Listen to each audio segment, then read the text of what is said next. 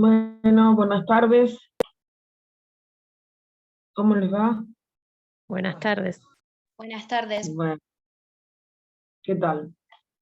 Bueno, ya son y media, así que un minutito solo esperamos para que a ver si alguien más se conecta y ya empezamos. Hoy no creo que sea ay, muy poquitos, 4 figuras, nada más. Vamos a esperar un minutito. Este, la verdad que es un tema de los que uno no quiere, pero que bueno, ¿qué vamos a hacer? Al que siempre yo rogaba que no me tocara albacea, ni cuando tenía que estudiar, ni cuando tenía que dar la clase. No son temas que me agraden, pero una recomendación, albacea no lo dejen, nada dejen, por supuesto, pero albacea en particular, no lo abandonen. Porque es un tema que siempre, bueno, es poco conocido y, y a veces cuando uno está tomando, puede definir alguna situación, aunque en un oral no se da tanto eso, pero bueno, por las dudas, digo, no lo abandonen. Vamos a ser articulados, así que esto va a ser sencillito. Y nada más que el código y bueno, y seguir adelante con los otros temas. Ya casi tienen la materia completa también de sucesiones, ¿no? ¿Qué les queda qué están viendo en paralelo? Me parece que estamos agotando ya todos los temas. Ya a Vintestato la vieron toda, ¿no? A ver si alguien puede contestar. Sí, creo que está casi La completa. sucesión por ley, ¿la vieron ya toda? Creo que sí. Creen pero no saben hasta dónde llegaron, a ver si lo recuerdan. ¿Vieron hasta adjudicación, partición, adjudicación? No, eso no. Entonces lo que vimos fue la testamentaria completa. Ah, Creo que está bien. entonces falta todavía. Quizás, porque no me fijé el cronograma completo, entonces quizás no, es raro, porque primero está la sucesión a Vintestato y después la testamentaria. Es raro que se altere ese orden, pero bueno, eventualmente puede pasar. Bueno, como les digo, ni bien concluyamos lo que tenemos que referirnos, que es a la caducidad de los legados y al albacea, damos por cerrada la clase. Hoy, por los temas, creo que puede llegar a ser más corta que otros días. Bueno, vamos a ir directamente al artículo, el artículo 2516 del Código Civil y Comercial. Hace una enumeración de los legados que deben ser interpretados, que han sido revocados por el testador. Y las excepciones que se producen respecto a esa revocación en distintos supuestos de actos jurídicos, por ejemplo, de transmisión. Entonces, cuando se transmite, cuando se graba el bien, y ese bien está sujeto a un legado. O sea, cuando se entiende que hay una caducidad de ese legado, perdón, de revocación de ese legado o por el contrario puede sobrevivir total o parcialmente. Bueno, el código prevé la transmisión, que es cuando el testador, por el acto que sea, ya sea a título oneroso o a título gratuito, o sea, que se produzca una venta o una liberalidad como la donación, o incluso una permuta, transmite la cosa legada y con ella revoca el legado. O sea, esa transmisión implica una revocación del legado. no tiene que ver con que el acto, la presunción de que el acto no sea válido porque tiene un defecto de forma o que la cosa volviera al dominio del testador. Si volviera al dominio del testador, volvería la liberalidad respecto del legado en sí mismo. Ahora, si hay una promesa de un contrato de compraventa, una promesa bilateral de compraventa, esto es una revocación al legado, aunque incluso en el supuesto de una simulación. Aunque el acto fuera simulado, la sola concreción de esa promesa de venta, de ese contrato de compraventa que se pueda realizar, implica la revocación del legado. Y después actos ya jurídicos centrales, ¿no? Que están imbuidos del proceso judicial, como puede ser la subasta y la expropiación. Esto es una cuestión lógica de criterio, es que una vez que sale del ámbito del dominio de quien otorgó el legado, los actos jurídicos que continúan implican la revocación del legado, salvo que hubiera un saneamiento y la cosa volviera a ser de propiedad del testador. Pero si se mueve la cosa, si se mueve por un acto de una subasta judicial, ese legado cae. Esto se da en los supuestos en que se va a remate, por ejemplo, una propiedad. Si esa propiedad que va a remate tuviera un legado, ese legado se entiende revocado por el acto de la subasta judicial. Esta es la solución general que se le ha encontrado a la transmisión forzada, digamos, cuando el bien tiene una cosa legada que no implica, no se tiene en cuenta el negocio jurídico celebrado libremente, sino que funciona más bien como una consecuencia de no es una sanción, pero sí es una transmisión forzada respecto de un dominio que ya deja de estar bajo la ascendencia del testador. El artículo en sí mismo dice textualmente que la revocación del legado por transmisión, por transformación o por gravamen de la cosa, que revoca al legado, aunque el acto, dice el artículo, no sea válido o por defecto de forma o la cosa vuelva al dominio del testador.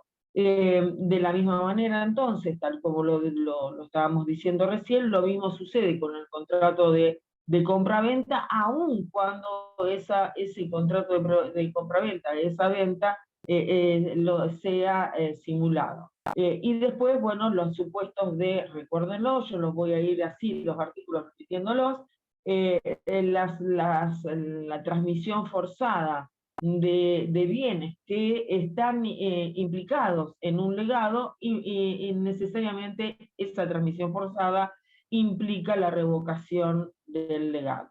Ahora, hay una cuestión que refiere a la premoriencia, que es la institución de heredero o de legatario caduca cuando el que muere es el instituido y muere antes que el testador. Entonces eso necesariamente provoca una caducidad respecto del legatario. Entonces repito, tanto la institución de heredero como el legatario caduca cuando el instituido muere antes que el testador o antes del cumplimiento de la condición de la cual depende adquirir la herencia o adquirir el legado. Es decir, cuando existe una condición dispuesta por el testador, esa condición el legatario fallece antes de que se cumpla, y entonces el legado está digamos, comprometido con la caducidad. Esta caducidad en realidad está íntimamente relacionada con la ineficacia de las disposiciones testamentarias que la ley prevé en cuanto a la posibilidad de situaciones o de circunstancias sobrevinientes que van a afectar directamente a ese legado, como también a la institución de heredero. Digamos que sabemos que en el testamento lo que prima, ¿qué es? La voluntad del testador. Pero en estos supuestos son situaciones que se producen mucho más allá de la voluntad del testador. Y entonces la ley busca la solución mejor, sanear más la situación. Y por eso la ley, por obra de la ley, estas situaciones se extinguen. La caducidad en sí misma, como les decía recién, implica la ineficacia, es igual a ineficacia testamentaria. Las causales deben ser como requisito sobrevinientes al momento del testamento. Y entonces el otro requisito es que sea independiente de la voluntad del testador. El 2518 del Código Civil y Comercial entonces dispone que el heredero o legatario caduca cuando el heredero o el legatario no sobrevive al testador, ese es un supuesto, cuando el heredero o el legatario muere antes del cumplimiento de la condición a la que se subordinaba la adquisición del legado o de la herencia, y en los dos casos caduca por inexistencia del instituido. Una cuestión absolutamente lógica. No hay más instituido, no hay una caducidad lógica y manifiesta en razón de su inexistencia. Ahora vamos al otro artículo, que es el 2519, que es la caducidad del legado por perecimiento y por transformación de la cosa. Siempre estamos hablando de legados de cosas ciertas, ¿no?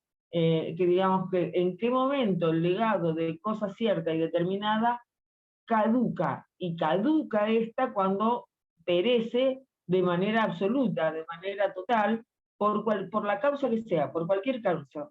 La condición, ¿cuál es? Que ese perecimiento, por cualquier causa, que desaparezca, tiene que ser antes de la apertura de la sucesión o del cumplimiento de la condición suspensiva a la que estuviera ese legado sometido. También puede ser que el legado perezca por un caso fortuito y que esto sea después de la apertura de la sucesión o que se haya cumplido con la condición. Entonces ahí las reglas son que si la cosa que se lega, la cosa legada, perece parcialmente, el legado va a subsistir por la parte en que quedó sana, que se conserva. En cambio, el legado caduca por la transformación de la cosa por una causa que sea ajena a la voluntad del testador, como en el supuesto anterior que hablábamos, que sea anterior a la muerte o al cumplimiento de la condición suspensiva. Entonces, debe resolverse antes de la transformación de la cosa, tiene que ser ajena a la voluntad del testador y que ésta fuera anterior a la muerte del testador o al cumplimiento de la condición suspensiva. No tiene mayores inconvenientes este artículo porque se trata de un supuesto de caducidad por inexistencia o por la transformación del objeto.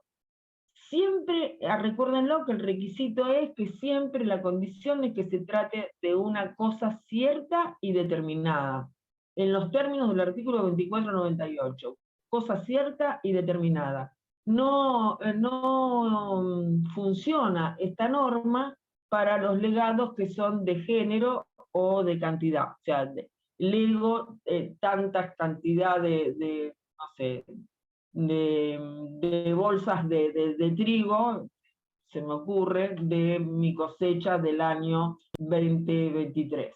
Esto no se encuentra inmerso dentro de estos supuestos de caducidad. La caducidad que de la que estamos hablando se hace referencia siempre en cosa cierta y determinado. Entonces, repetimos, el 2519 va a distinguir distintas hipótesis.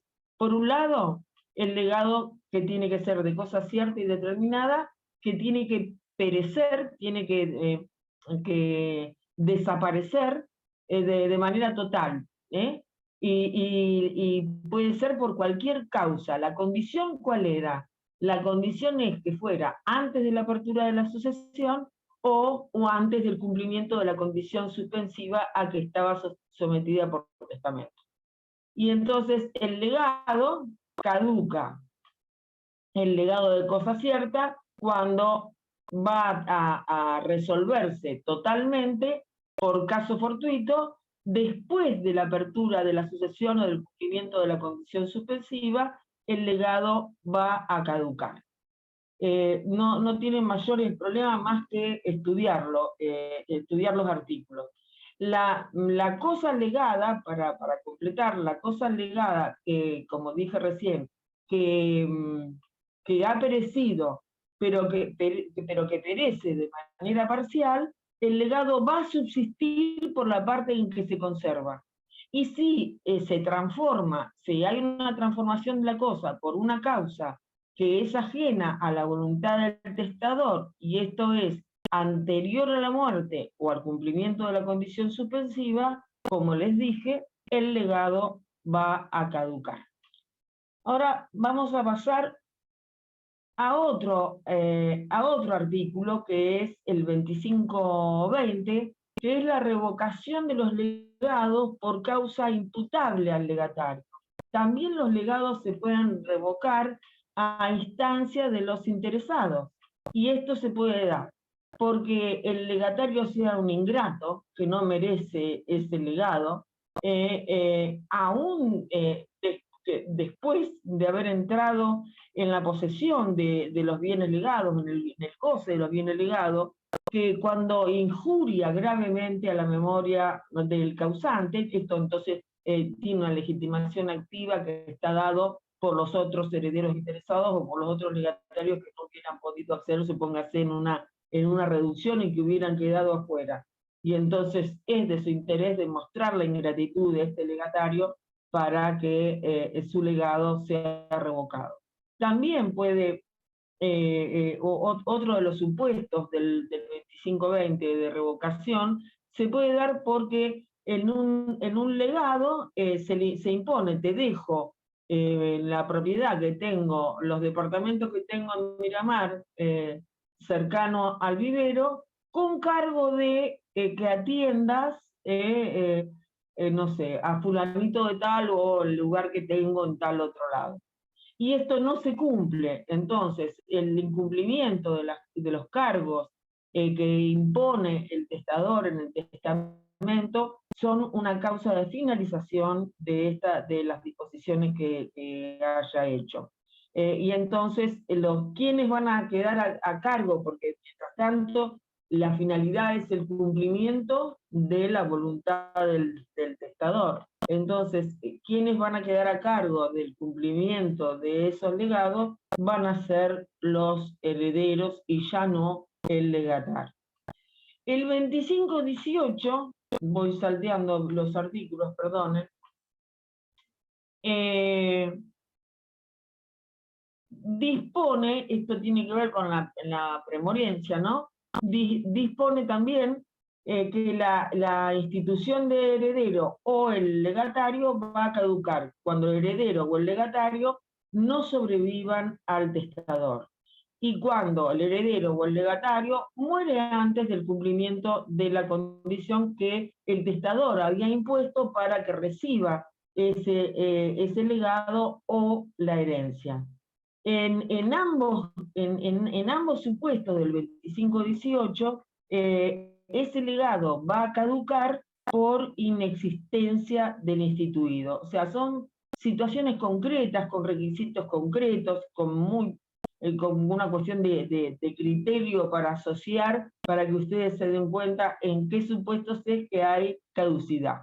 Hay caducidad cuando se ha transformado, cuando perece totalmente, cuando hay una transmisión forzada de los bienes, cuando sale de la órbita del dominio del testador. En esos casos va a haber una caducidad tal como lo hemos visto. Y después, cuando hay una premoriencia por parte de quien está instituido o el legatario, o cuando la condición a que se subordinaba la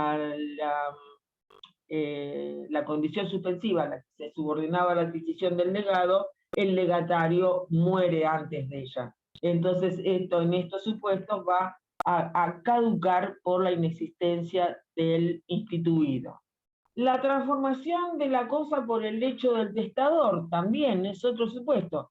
Y cuando el testador en vida, habiendo hecho un legado, le cambia la cosa, la transforma, esto importa la revocación del legado. O sea, la constitución de gravámenes sobre la cosa legada no constituye una revocación.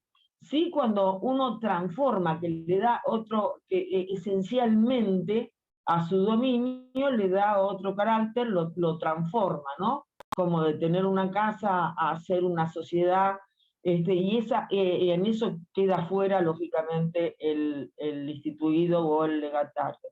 En ese caso sí implica una revocación del legado. Ahora, cuando hay una constitución de gravámenes sobre la cosa legada, que no constituye una revocación del legado, se entiende que lo que se ha querido es transmitir la cosa con las cargas que lo graban. Por ejemplo, se constituyó un usufructo sobre una casa, una servidumbre, una hipoteca. Yo recuerdo cuando recién empezaba, que era empleada de estudio en aquel momento, y justamente por una de estas situaciones, un lío terrible porque en el legado se había constituido este usufructo del que refiere este artículo. Entonces había una no aceptación por el otro heredero que tenía la propiedad, que también estaba afectada por esa servidumbre, y entonces era un despiole terrible, que lógicamente terminó en un juicio entre los coherederos. Vuelvo a repetir para que ustedes tomen esta clase también como un modo de estudio del artículo 2519, que ya lo referimos, que se trata de la caducidad del legado por perecimiento y por transformación.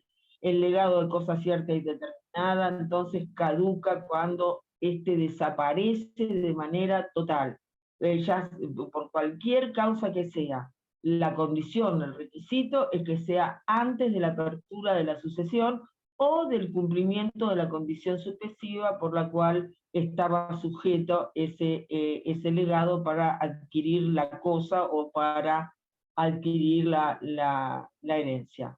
Si, como dijimos, si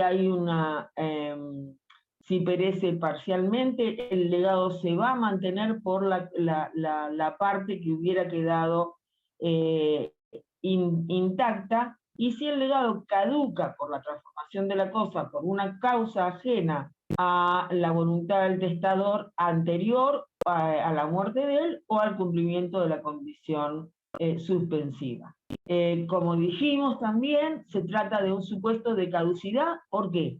Por inexistencia o transformación del objeto. Por esa razón, como es una caducidad por inexistencia o transformación del objeto, es que el requisito lo diferencia a los de cantidad y a los de género, en que siempre tiene que ser una cosa cierta y determinada. Y después habíamos dicho entonces que por el 2519 se distinguían las distintas hipótesis. Uno, que fuera legado de cosa cierta y determinada, que tiene que desaparecer totalmente por cualquier causa, que eso fuera antes de la apertura de la asociación o antes del cumplimiento de la condición suspensiva. Y que el legado caducaba, el legado de cosa cierta y determinada, que perece totalmente por caso fortuito, después de la apertura de la asociación o del cumplimiento de la condición. En esos supuestos el legado caduca. La otra cuestión que habíamos también hablado es que la cosa legada que perece parcialmente subsiste si en la parte viva en que se conserve. Y cuando hay una transformación de la cosa por causa ajena a la voluntad del testador, que fuera anterior, ya lo repetí un montón de veces y ustedes se lo van a recordar para el día del examen, que es la transformación de la cosa por causa ajena a la voluntad del testador, que tiene que ser ¿cuándo? Tiene que ser anterior a la apertura de la sucesión. El artículo 25-21 habla de otro modo de que se termine un legado, ¿no? Que es la renuncia del legatario. El legatario puede renunciar al legado ¿hasta qué momento? ¿Hasta dónde, hasta cuándo sería, es que el legatario puede renunciar a su legado? No son situaciones que sucedan, pero podría pasar, y el tiempo es que él puede renunciar siempre y cuando no haya aceptado.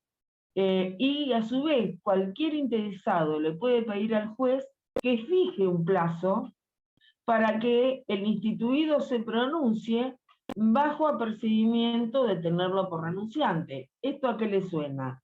Si ustedes asocian normas, esto es lo mismo que la aceptación de la herencia, ¿no? Se notifica por un plazo corrido de 30 días para que se presente al sucesorio para aceptar o a renunciar a la herencia. Esto en el caso de la intestato, y en este caso es exactamente lo mismo. O sea, cualquier persona que tenga interés, ya sea porque tiene derecho a crecer, recuerdan que en la clase anterior vimos derecho a crecer, porque va a haber un acrecimiento sobre su cuota parte hereditaria, le interesa que se defina si la renuncia del legatario. Entonces le va a pedir al juez que, no habiendo aceptado el legado, se lo tenga por renunciante al mismo. Entonces aquí lo que en realidad está proponiendo la norma es que el legatario pueda renunciar al legado en tanto que la condición sea es que nunca lo hubiera aceptado. Puede aceptar o renunciar el legado hecho a su favor. Pero como es una liberalidad, si lo aceptó, ya no lo puede renunciar. O sea, esto es como cuando uno acepta la herencia, fija la calidad del heredero. Ahí quedó sentado, fija la calidad, ya no hay posibilidad otra vez de renunciar. O sea, que hasta que el legatario no acepte el legado, para decirlo nuevamente, lo va a poder renunciar. Y también puede pasar que el legatario nunca diga nada sobre la aceptación del legado, exactamente igual que el heredero con toda la herencia. Y esto implica de por sí una vulneración a los derechos de los demás interesados. Y entonces es cuando se le otorga legitimación a cualquier interesado, ya sea herederos, otros legatarios o el albacea, para que soliciten judicialmente la fijación de ese plazo del que hablamos, a los efectos de que el heredero instituido se pronuncie bajo apercibimiento, para que en el caso de no pronunciarse, detenerlo por renunciante a ese legado. Y sí, cuando ustedes estudian aceptación no van a tener ninguna dificultad con este artículo, porque es lo mismo, solo que en materia testamentaria y solo que en materia de legados. Por otra parte, el artículo 25-22 del Código Civil y Comercial instruye una regla general que la renuncia no es divisible, ¿no? Que esto en general es un principio sucesorio. Uno no puede aceptar en parte sí, en parte no una herencia. No olvidemos que los herederos, en el caso de los herederos, tienen una vocación al todo. Ni tampoco un legado uno lo puede renunciar un poquito, y un poquito sí, un poquito no, ¿no? Me quedo con el localcito, el kiosquito que tiene la puerta, pero renuncio a toda la propiedad. No se puede hacer eso. Es indivisible, por lo tanto no pueden existir renuncias parciales. A partir de esta concepción, la aceptación de un legado no puede ser parcial. Y si a una misma persona se le han hecho 2 o más legados, uno que tuviese cargo y el otro que no tuviese cargo, no puede aceptar los que están libres de cargo y renunciar a aquellos que tienen cargo. O sea, no puede renunciar a los que le impone una obligación el testador de cumplimiento para poder poseer, tener ese legado, recibir, ese es el término correcto, recibir ese legado, y decir, sí, yo tomo los legados que me dejó que no tienen ningún cargo, yo no tengo obligación de hacer nada. La única obligación es el disfrute. Entonces, en ese caso, no se puede dividir la aceptación, la aceptación o la renuncia. Se renuncia por todo, se acepta por todo, por la indivisibilidad que tiene. O sea, no, creo que esto no tiene mayores tampoco dificultades. Y ahora vamos al tema de albacea, que siempre fue un tema para dirimir si un estudiante estudió o no, no es un tema, bueno, que en particular durante muchos años se lo dejaba, de los que se los dejaba de lado al momento de los exámenes, y bueno, y después algunas consecuencias esto trae. Así que en esta cursada no va a pasar eso, y ustedes van a estudiar el albacea, que es algo, también es algo de código, no tiene mayores dificultades, tampoco ha habido modificaciones respecto de la reforma en materia sucesoria en el albaceazgo, por lo menos a mi gusto, no ha habido cambios operativos en relación a su función. Es una función que viene desde mucho tiempo atrás y muy sacramental también, que digamos está dispuesta en el 25-23 y ahí se definen las atribuciones que el albaceo tiene, y el albacea tiene que ser designado por puede ser de dos formas.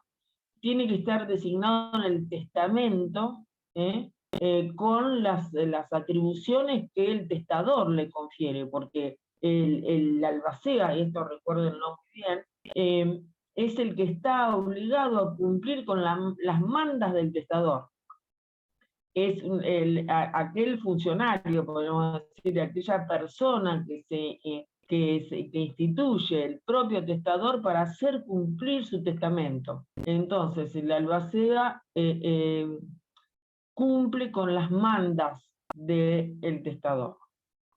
Entonces, su atribución específica y mayor es cumplir con las atribuciones que el testador le ha hecho por vía de testamento, y para eso el testador no puede dispensar, es la única condición al testador, no puede dispensar al albacea del cumplimiento de la obligación mayor que tiene el albacea, que es que una vez que se abre el testamento, se lee el testamento y debe de inventariar todos los bienes, tiene que ser custodio de la herencia que está por voluntad del testador en las mandas de ese testamento. Y además tiene dos obligaciones esenciales. Una, la de realizar el inventario, y la otra es la de rendir cuentas. Si hubiera pluralidad de albaceas, este es un problema, es decir, si nombra a uno que sea como el que coordina todo el albaceazgo, o si cada uno de los albaceados tiene una función en sí que también abarca la totalidad. Y la designación de varios albaceas implica esto, que si el que ejerce, si es ejercido por cada uno de los albaceos nombrados, en el orden en que están en el orden en que están nombrados por el testamento, deben realizarlo por cada uno de ellos en ese mismo orden. A ver si creo que me expresé bien. El testador designa a 3 o 4 albaceas y les tiene que poner el testador las atribuciones que cada uno va a tener y el cumplimiento. Entonces el orden de esa pluralidad va a ser por el total, pero en cada uno de los tramos que el testador hubiera fijado en su testamento. Entonces, la única excepción es que el testador diga, para hacer lío, ¿no?, para provocarles alguna historia, que el ejercicio de su función lo harán todos conjuntamente en la pluralidad del albaceazgo. No es algo que, primero, que es una figura que tiende ya a desaparecer, segundo, que no es algo que sucede en los testamentos, como decíamos la vez pasada, el testamento hológrafo o incluso el por acto único, lo que se tiende es a operativizar, ¿no?, a poner todo más engorroso. Entonces ya casi es una figura que en algunos supuestos muy delicados o por la particularidad del testador, podría ser un testamento con la designación de albacea y muchísimo más la designación de la pluralidad de albacea. El tema es el que cumple por tramo, no hay ningún problema porque las decisiones son adoptadas en función de las instrucciones que el testador hizo. Pero cuando las decisiones de todo lo que es la administración de la herencia deben ser tomadas por mayoría por los albaceas que están. Y cuando no hay acuerdo, cuando hay discusiones o hay problemas, las tiene que tomar el juez del sucesor. El albacea en su naturaleza es la persona que ha designado el testador para que cuide, para que administre, para que conserve, para evitar problemas, pero sobre todo, como les decía, para que cumpla con las mandas que el testador, por su íntima voluntad, por su decisión, por su intención, quiere que sea de cumplimiento después de su muerte. Ya sea que le atribuya al albacea el pago de los legados, el modo de realizar los bienes, el cumplimiento de cualquier emergencia que venga de las situaciones hereditarias, de los legados entre sí mismos, los problemas que hubiera, en ese sentido es representante legal, y entonces el albacea es el que tiene que operativizar todas las instrucciones y todas las mandas que el testador hizo por medio del testamento. En razón de esto es que desde siempre se discutió en la doctrina cuál era la naturaleza jurídica de esta figura. Sí que el testador hace o hizo un mandato hacia el albacea, si es un administrador de la herencia o si es un gestor de la herencia. Bueno, la tendencia predominante hoy se inclina por considerar que el albacea es un gestor de la sucesión. O sea que la tarea que tiene que hacer el albacea es vigilar que se cumpla con las disposiciones del testamento y no tiene por qué interferir en la defensa de los intereses de los legatarios o de los herederos. Es decir, solo en el marco de lo que es la gestión para cumplir la manda del testador. Lo que sucede es que eso son palabras que hay que llenarlas con acciones, y esas acciones tienen que ver con las voluntades de cumplimiento de los instituidos y de los legatarios, y todos los problemas emergentes que puedan surgir en relación a los legados en sí mismos. Entonces, en la acción, los albaceas tienen una función que es un poco más amplia que la que el código le otorga. En el 25-23 del... Sí. ¿El albacea debe tener algunas características especiales para ser albacea? O sea, no estar en el testamento, por ejemplo, no ser familiar, algunas características. No puede ser heredero porque va a recibir retribución. Por lo tanto, es un funcionario que tiene que ser ajeno al acervo hereditario, porque va a recibir su retribución por el cargo que le impone el testador. Él solo va a tener que gestionar y cumplir con la manda y distribuirlo del modo en que lo haya hecho, pero no tiene vinculación directa, no puede ser un heredero. Perfecto, gracias. El 25-23, les decía, del código, la interpretación que tiene este artículo es justamente lo que recién se me preguntaba, es decir, cuál es el alcance y extensión de su actividad, cuáles son los requisitos y cuál es el efecto y hasta dónde el albacea puede actuar, porque estamos hablando acá de herederos que tienen una vocación por el todo de la herencia, de herederos que están absolutamente legitimados, y estamos hablando de los instituidos y de los legatarios, ¿no es cierto? Entonces, el albacea en su condición, lo que tiene que hacer es cumplir con las atribuciones dadas por el testador. Como les dije hoy, bueno, esto es igual para la sucesión ab intestato que para la sucesión testamentaria.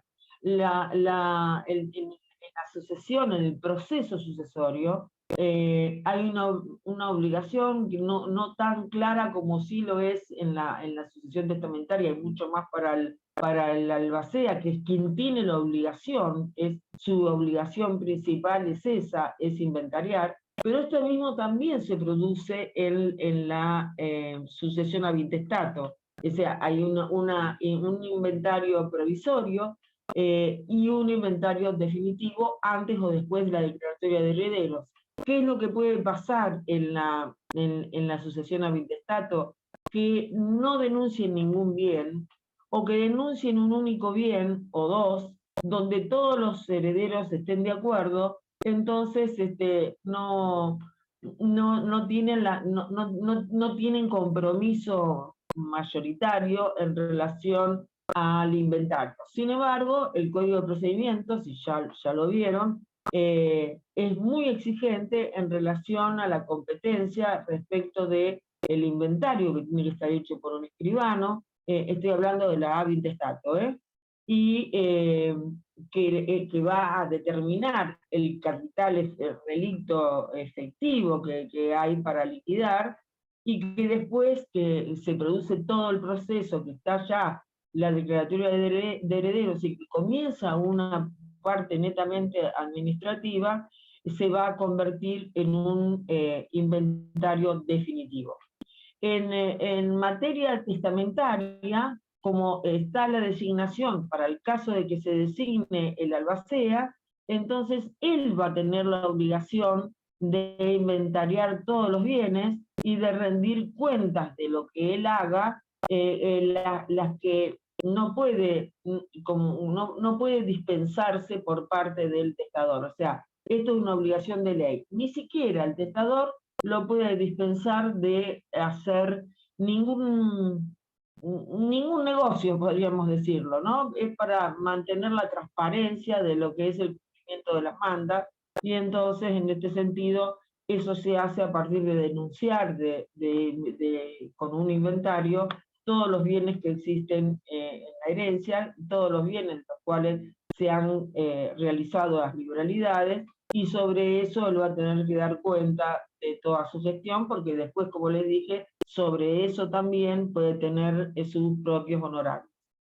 Si fuera el supuesto de albaceas plurales, como les decía, de pluralidad de albaceas, la situación es más compleja, porque habrá que ver qué calidad de bienes y cómo está la manda testamentaria respecto del cumplimiento de su función. Pero en principio el cargo va a ser ejercido por cada uno de los albaceas en el orden en que estuvieran nombrados en el testamento. ¿Por qué? Porque esta es una pura relación de confianza entre el testador y el albacea, o sea, es una persona de su confianza quien designa para el cumplimiento de su manda. Por lo tanto, todos tienen la misma entidad, todos gozan de la misma confianza en relación al testador. Y si hay una desinteligencia, como en cualquier situación de sucesoria, tanto habitestato como testamentaria, y en este caso en la práctica es lo mismo en relación a la realización de los bienes y el cumplimiento de la manda, en el otro es llegar a ese famoso líquido partible y la distribución y adjudicación a cada uno de los coherederos. Pero cualquier situación que se genere de desinteligencias por administración, por lo que fuese, por los propios bienes que están en juego, es de resolución estrictamente judicial. Ahora, si el testador dijo, no, muchachos, yo confío, está todo bien, entonces al momento de mi muerte dejo el testamento, obren de todos juntos, de manera conjunta, y en este caso, como siempre en toda democracia y en un proceso como este, siempre es por la mayoría de los involucrados, o sea que si tiene que haber más de dos, serán las resultas de lo que definan y resuelvan por mayoría, y si se mantiene esa discrepancia, también lo va a resolver el juez de acuerdo a lo que establece el 2347. ¿Cómo se lo designa? Esto ténganlo en cuenta, está ligado con lo que recién me preguntaba el compañero. ¿Cuál es la capacidad para hacer albacea? La primera cosa es que el nombramiento del albacea se tiene que ajustar a las formas testamentarias. Puede haber albaceas que son personas plenamente capaces que tienen que desempeñar el cargo, o pueden ser personas jurídicas, quiere decir, pueden ser personas físicas, pueden ser personas jurídicas, y pueden ser también organismos de la administración pública centralizados o descentralizados. Cuando se nombra a un funcionario público, la designación se va a estimar que está ligado al trabajo que tiene, a la función que tiene, cualquiera que sea la persona que lo ejecute. Y esa designación debe hacerse bajo formas rigurosas, como es todo lo que es protocolizado y lo que es mediante escritura. Entonces tiene que hacerse bajo las formas prescritas para los testamentos, ya que como se trata de una disposición que es mortis causa, el fin de esa disposición es atender al cumplimiento de las mandas y de los legados. Entonces, el albacea tiene que estar adentro de un testamento que esté revestido de todos los requisitos y de todas las formas de cualquier testamento. No, podría ser que hubiera un testamento individual, no es el supuesto, no es lo que dice el 2524, sino que refiere que en el mismo testamento una de las cláusulas sea la designación del albacea. Pero hay una postura en flexibilizar esto y en que el albacea pueda ser designado en un acto jurídico particular. Y entonces, examinando este artículo, uno puede decir que cualquier persona capaz puede estar designada en el testamento como albacea. Es decir, puede el testador designar a una persona con una discapacidad o incluso a una persona que tenga una restricción a la capacidad jurídica. A mí me cuesta hasta mencionar la palabra incapaz, porque ya les expliqué muchas veces la reforma que tenemos en nuestro código, que dista mucho de hablar de incapaz o de este modo, en que a veces la norma y los comentarios de materia sucesoria se siguen sosteniendo en el modelo tutelar. En realidad, empezando a pensar que la discapacidad está en la sociedad y no en la persona, no hay por qué discriminar por motivo de discapacidad en la designación de una persona con un límite, cualquiera que sea, como albacea. O sea que una persona con discapacidad puede ser designada como albacea.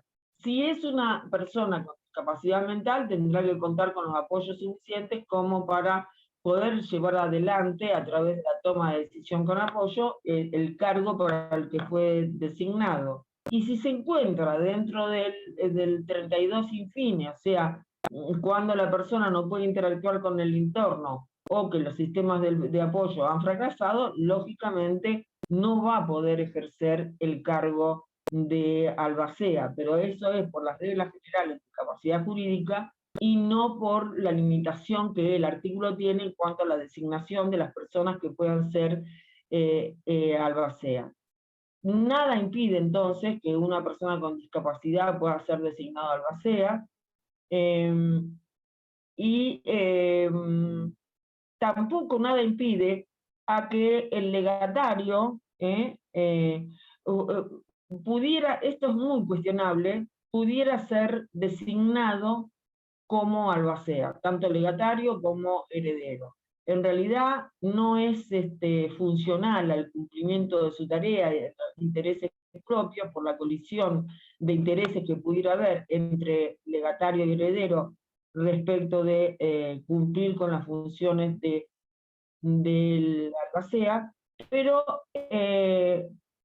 si sucediera y si se plantearan cuestiones en relación a la validez de los legados de cualquier otra cosa o cualquier otra situación, podría indicar intereses en conflicto y debería de renunciar inmediatamente a ese cargo. Lo prudente es que no sea nombrado un heredero o un legatario como albacea, y la argumentación es esta que les estoy diciendo.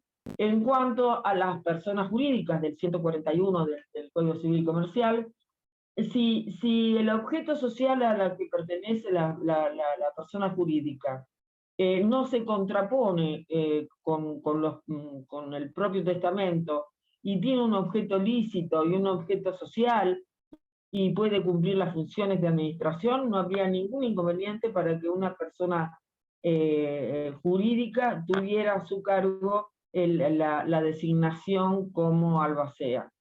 No conozco, la verdad, en materia de albaceas, lo poco que conozco es de persona física, no de persona humana, no de personas jurídicas, así que, pero bueno, la posibilidad podría estar que uno nombrara a un estudio contable como albacea, y estaría muy bien.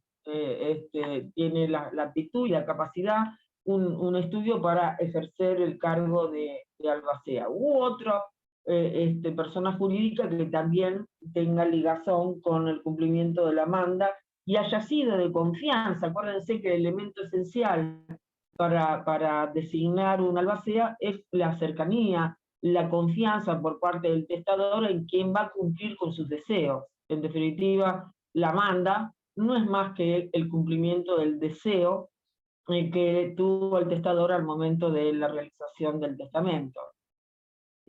También dijimos hoy, los organismos de la administración pública, centralizada o descentralizada, mientras que lo mismo que pasa con las personas jurídicas, mientras que en su esencia, en sus funciones, tengan aptitud para poder desempeñarse como albaceas.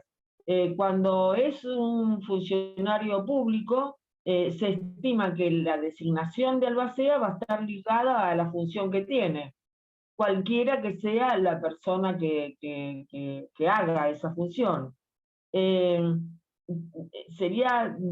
Esto pasa mucho, estoy pensando, esto pasa mucho de una manera diferente con antiguamente se llamaban gerentes a los directores de hospitales y se los nombraba curadores.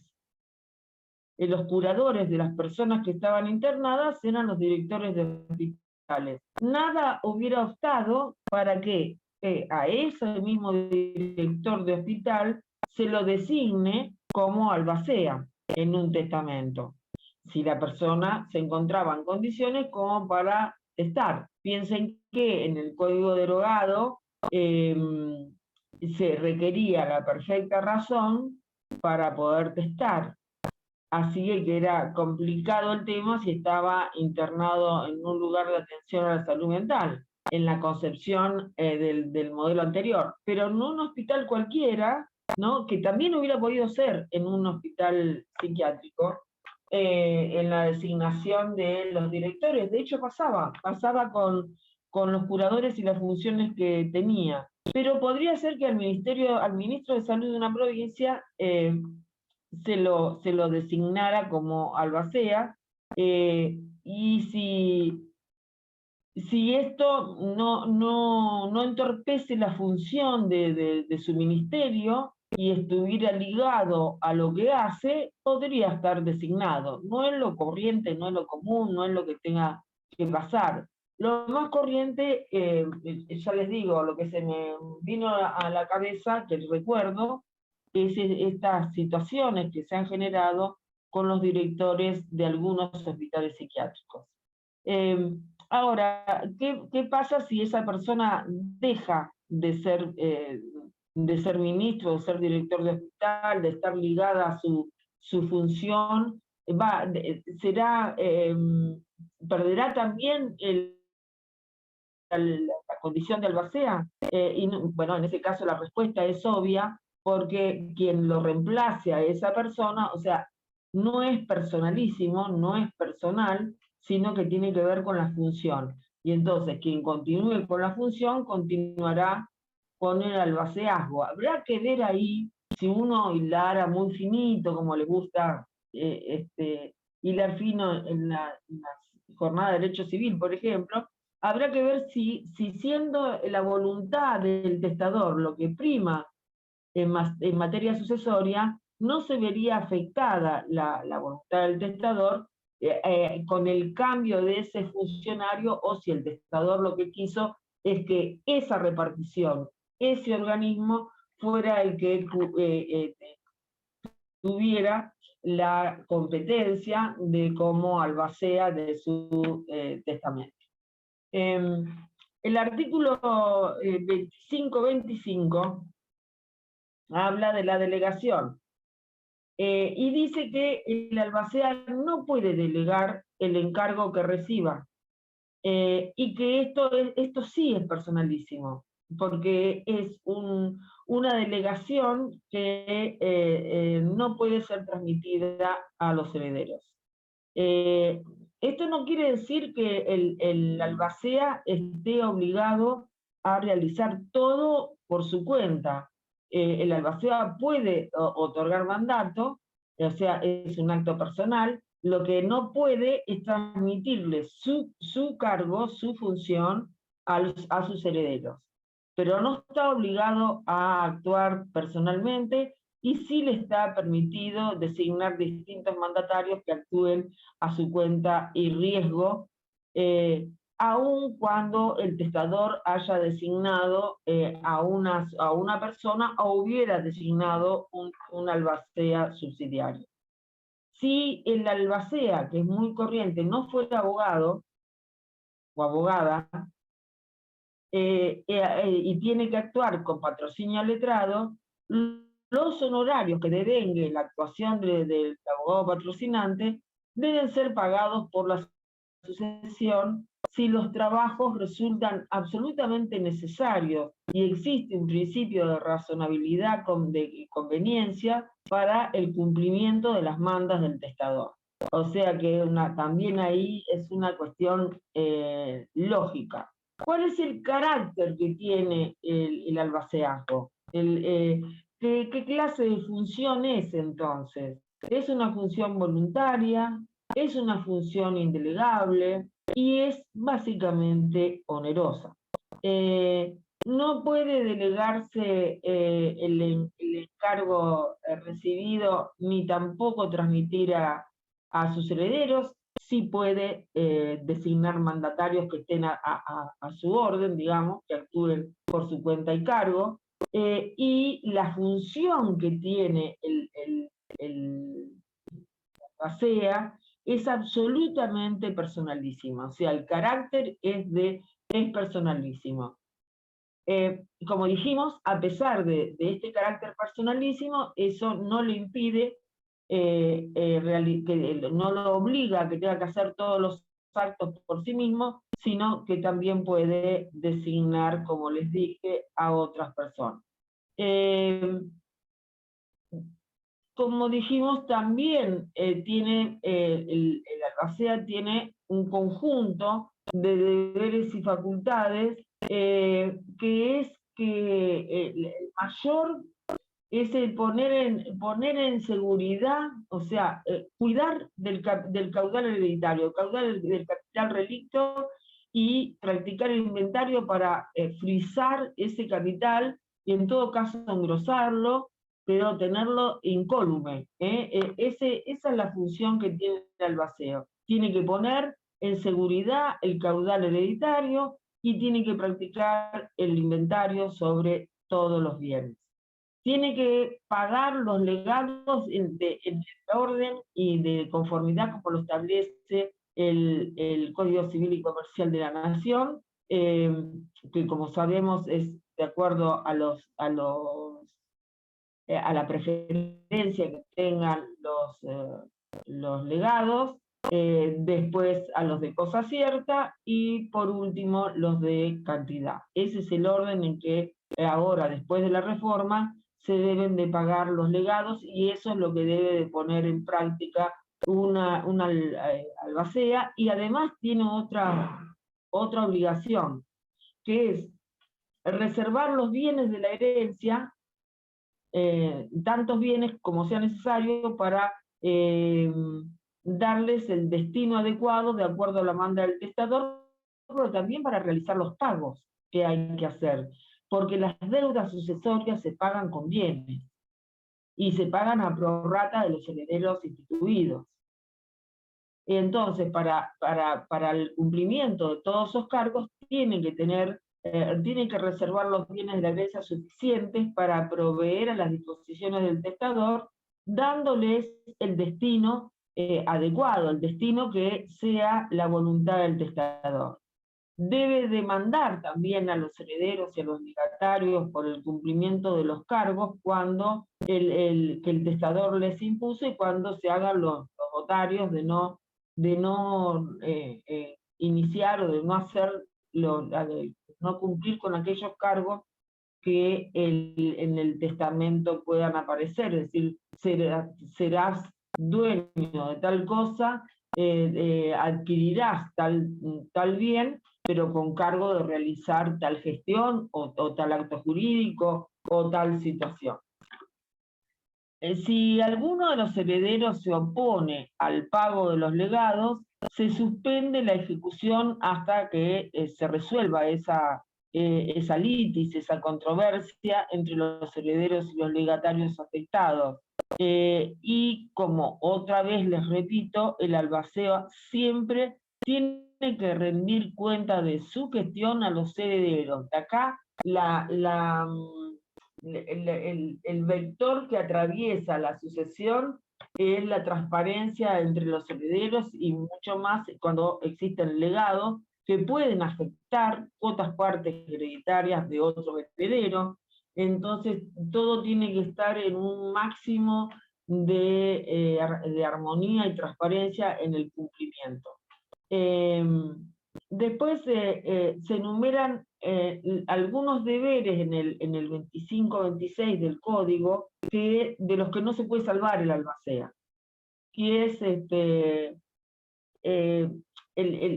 cuando hablamos de que tiene la obligación de realizar el inventario, este es el deber mayor, y ese deber mayor es una medida de seguridad, por cuanto va a individualizar los bienes que hay adentro de la herencia, los va a enumerar, y va a poder establecer ahí cuál es el patrimonio, cuál es el caudal, y entonces ahí tiene que contener todos los bienes que son del testador, pero no, como ustedes saben, un principio general sucesorio es que esto no implica un prejuzgamiento sobre la propiedad de esos bienes.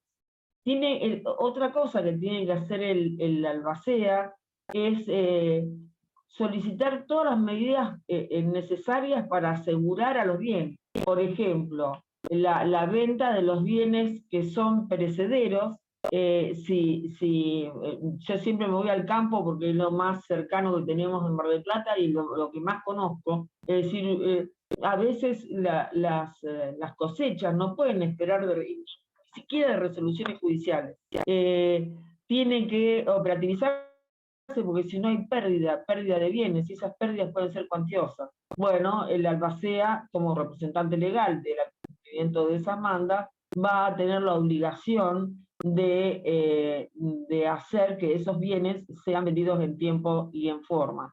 La otra situación que se puede dar es que haya una continuidad de aquellos bienes que otorgan frutos, o, por ejemplo, las actividades que se puedan desarrollar en un fondo de comercio, en una explotación agrícola ganadera, que bueno, un poco lo de los contratos rurales que les decía recién, pero también puede ser que haya ganado, y entonces todo, o que sea industrial, y entonces haya que pagar a los proveedores. Es un administrador, es un gestor, pero cumple funciones de administración hasta tanto pueda ejecutar su manda.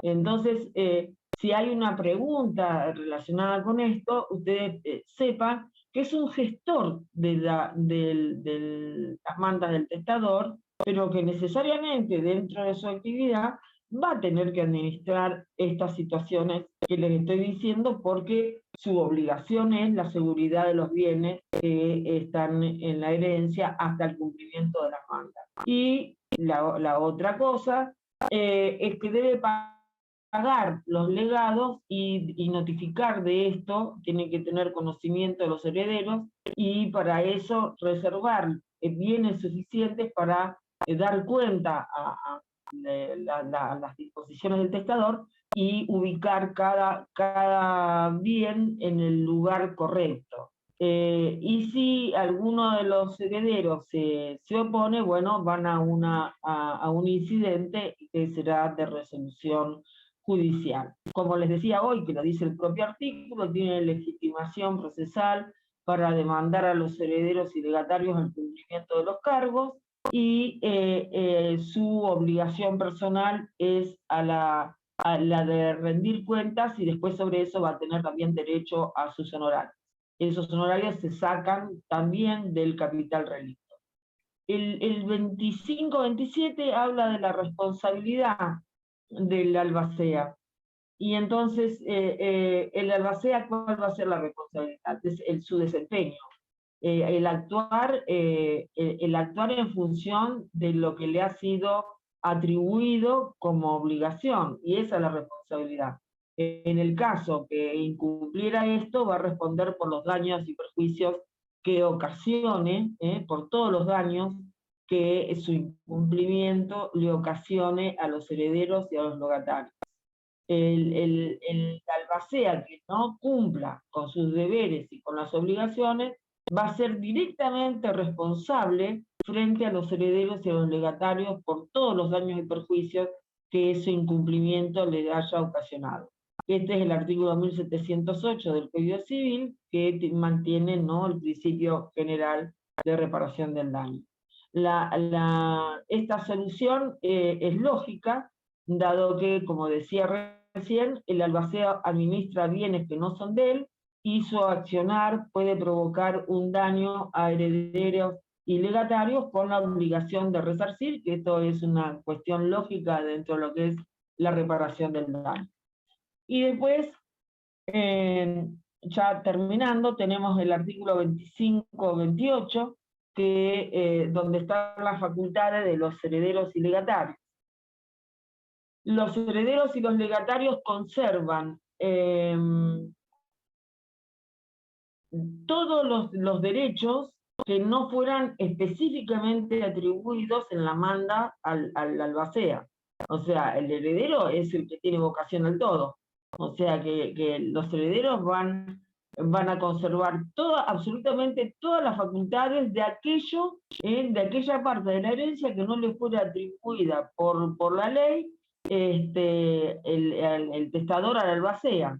O sea que los herederos van a poder solicitar, si fuera una persona fraudulenta, si fuera un estafador, si fuera una persona que actúa con negligencia, con impericia, con insolvencia, con mala conducta en el desempeño de su cargo, y acarreando gravámenes hacia lo que es el capital en relicto, por supuesto que los herederos pueden solicitar la destitución del albacea, y también están legitimados como para solicitar las garantías necesarias si ante la eventualidad de que el albacea le exacue una mora pasada. Entonces, para asegurar, por la seguridad de los bienes, pueden pedir medidas. Los herederos no es que quedan aparte porque hay un albacea. El albacea está en función de la herencia, y el albacea lo que está es en función de las mandas del testador, nada más. Aquellas funciones que no fueron atribuidas al albacea en el testamento, siempre le van a quedar reservadas a quienes son sus legítimos, digamos, los que tienen los que tienen un derecho en expectativa, pero ya cercano y posible, que son los herederos y los legatarios. O sea, como les digo, entonces los herederos pueden pedir la destitución, pueden denunciar, pueden pedir el fin del desempeño de la albacea, pueden pedir que le depositen dinero como caución para asegurar cuando hay alguna sospecha respecto o malestar respecto del funcionamiento, o el capital que esté en juego sea lo suficientemente importante como para que se asegure económicamente como una caución, que ya no sería una caución juratoria, sino en dinero para otorgar seguridad al cumplimiento de esas mandas. Es decir, que los herederos, como les dije, pueden pedir todas las garantías que consideren dentro de la legitimación que les otorga su carácter de tal, porque, como les digo siempre, les repito desde el principio, un heredero universal tiene vocación al todo. Y entonces no están afectados por ninguna limitación frente a lo que es la función del albacea.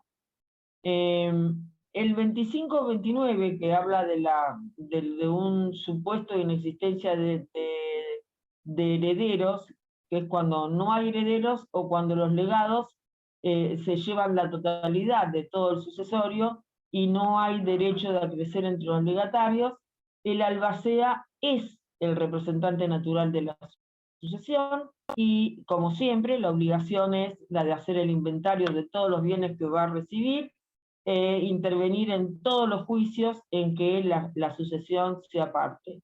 A partir de decirles que es el representante legal, es obvio que va a participar de todos los juicios en calidad de tal. Como ya dijimos, le competen también la administración de los bienes sucesorios, de acuerdo a lo que establece la herencia vacante. Es cuando no hay ningún heredero, pero hay un testamento que designa a un albacea.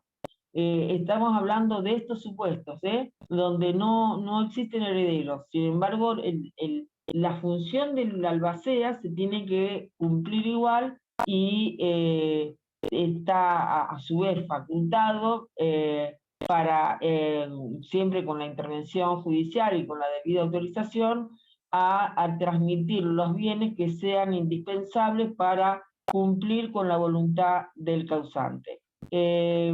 O sea que fíjense qué fuerte que esta figura, que aun cuando haya inexistencia de herederos, el albacea debe continuar exactamente igual con lo que es su función. Eso lo tenemos en un juego entre dos artículos, que es el 2489 y el 2529, que va a establecer que en todos los casos el albacea es el representante de la sucesión y que tiene esta obligación natural de inventariar por un lado y de rendir cuentas por el otro de los bienes recibidos y de intervenir además como representante legal en todos los procesos judiciales en que la sucesión sea parte.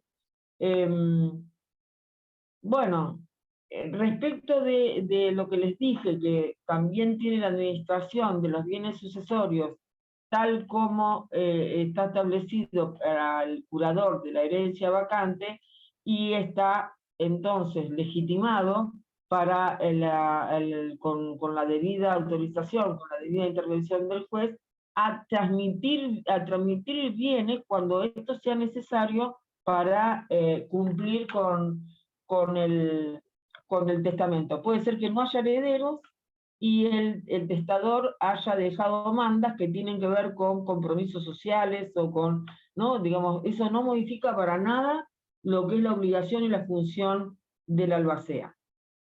Y finalmente llegamos a la remuneración, porque, bueno, también puede pasar que el testador deje una manda en que un albacea lo tenga que hacer de modo gratuito.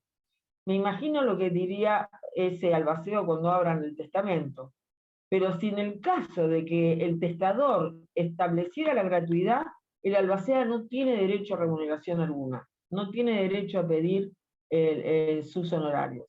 De lo contrario, una de las naturalezas propias que tiene el albacea es percibir una remuneración, un dinero, un honorario, que está fijada por el testador en el testamento, o en su defecto lo va a asignar al juez de acuerdo a qué, de acuerdo al trabajo y a la importancia de los bienes legados y a la naturaleza del propio capital relicto. Ese porcentaje va del 8 al 25%, sabemos que de acuerdo a la ley provincial de honorarios, en la provincia de Buenos Aires, hay, para el sucesorio hay un mínimo legal que está por debajo, que es el 6%, pero si en un caso así, donde un juez tiene que establecer los honorarios de un albacea, digamos que puede ser sumamente importante, porque se hace entre un 8 y un 25%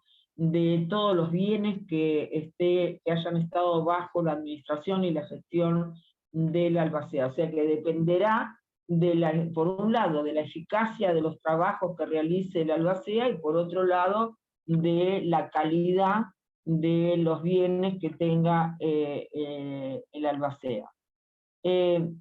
Dijimos hoy que puede ser un legatario.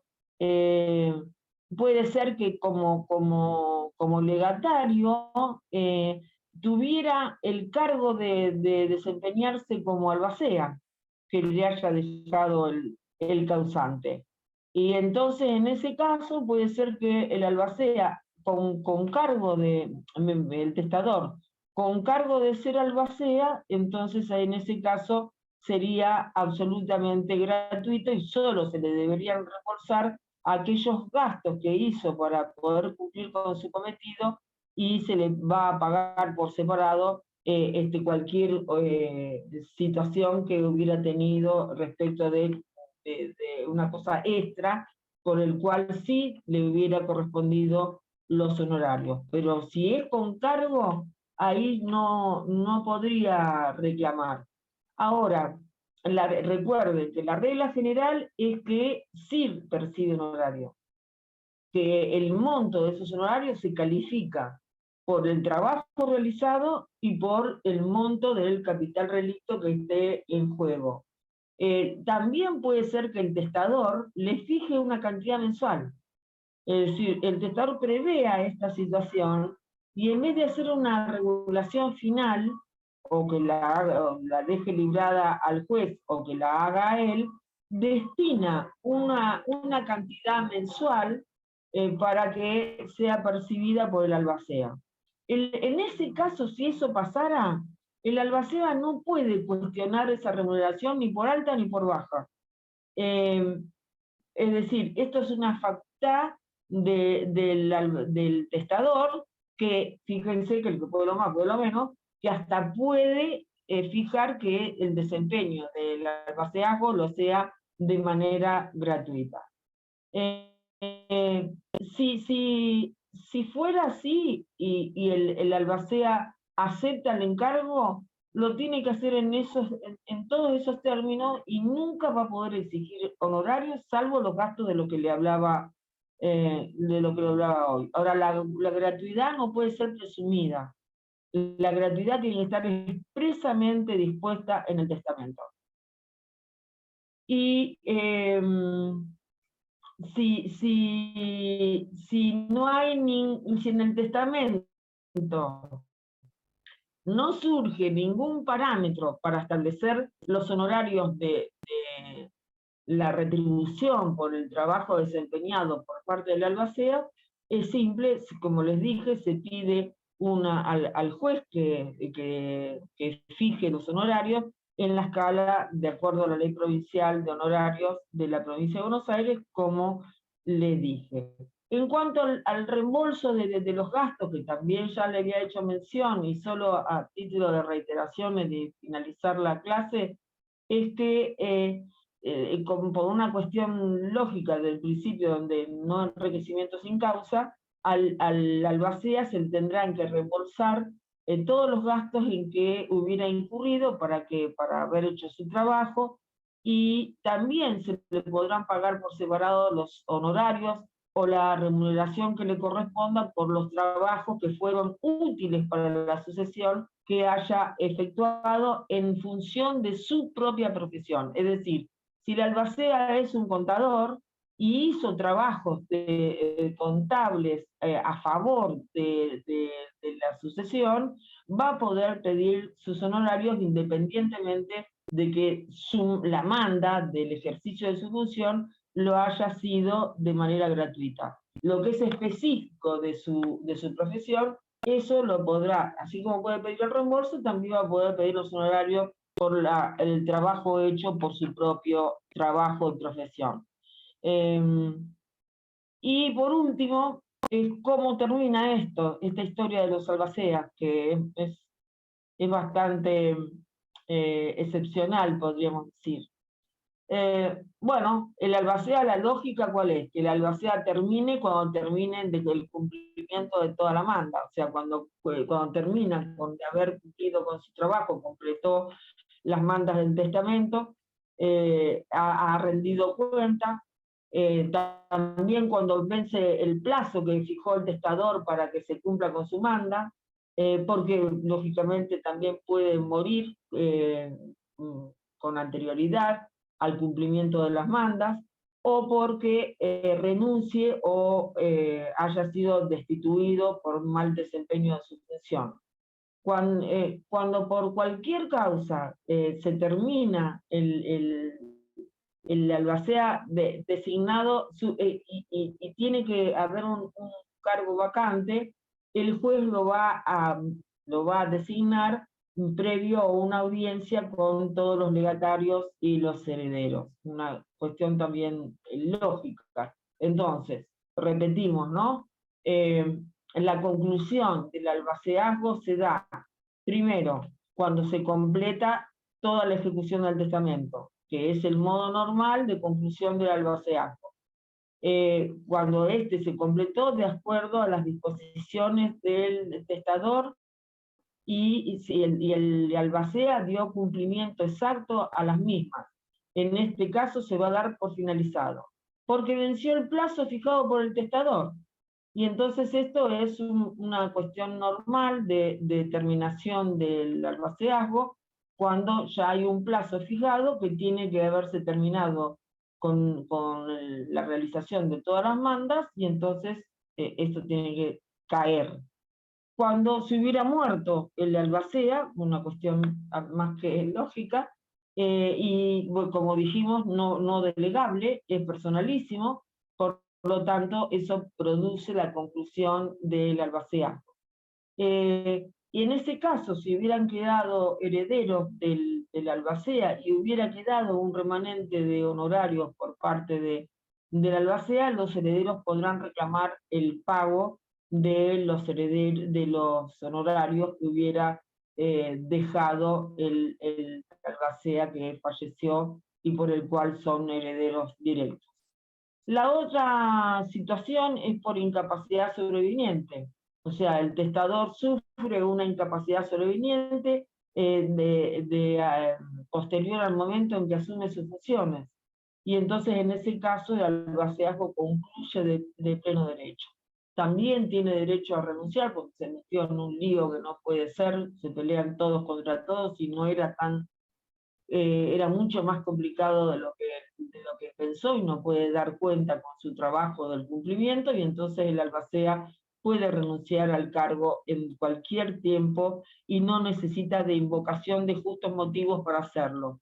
Si lo hiciera de una manera intempestiva, ocasionando perjuicio a los herederos legatarios, va a tener, como dijimos hoy, tempranito, va a tener que resarcir de daños y perjuicios, pero eso es una regla general, que cualquier daño o perjuicio ocasionado por el albacea va a tener que ser reparado con las normas generales de reparación del daño. Bueno, hasta acá llegamos con caducidad de legados y con el albacea. Y justito a las 8 de la noche. Yo dije hoy a las 7 largamos. Bueno, espero que algo, porque este tema, por lo menos para mí, es muy feo. Espero que para ustedes le haya resultado mejor, y que yo no haya sido muy tediosa. Nos vemos el lunes que viene. Hasta el lunes que viene, doctora. Gracias. Hasta el lunes que viene. Y cualquier cosa, como siempre, me mandan un correo y ahí estamos, al pie. Gracias. Perfecto. Gracias. Chao.